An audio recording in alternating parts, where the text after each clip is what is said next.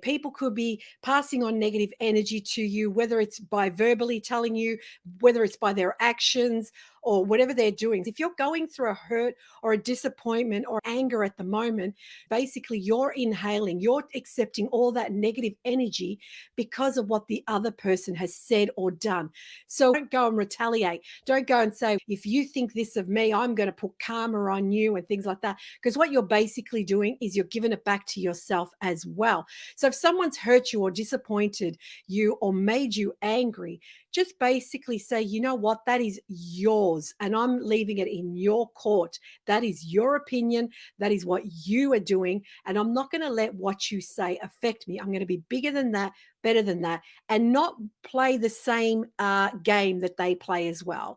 There's always two sides of every story. Now, my husband is fantastic. He's a life coach. And what he now says is don't see things two sides of the story, see things as a sphere, as a round ball, because what you might see as malicious and horrible is actually someone trying to, in their own way, trying to come through in a good way, but we're blocking it and we're saying, no, you know what? I don't see that as a good thing. I actually see that as a bad thing. Just look at things from a different angle. Everything is night and day. Everything is right and wrong. Everything has two sides to the coin.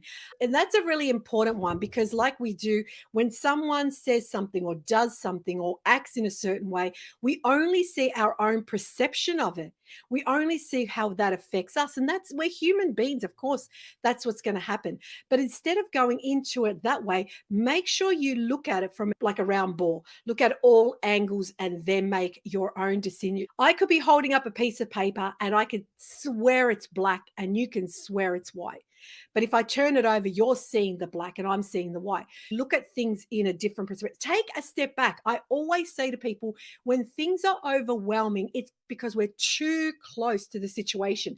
Take a step back. Another thing, I love my husband because he has so many things he comes up with. Another thing my husband comes up with is his Teflon. He lets things slide off him. And that's what we got to allow in our lives. And I've learned to do that as well. A lot of things have come into my life that haven't been great, but I just let it slide off me.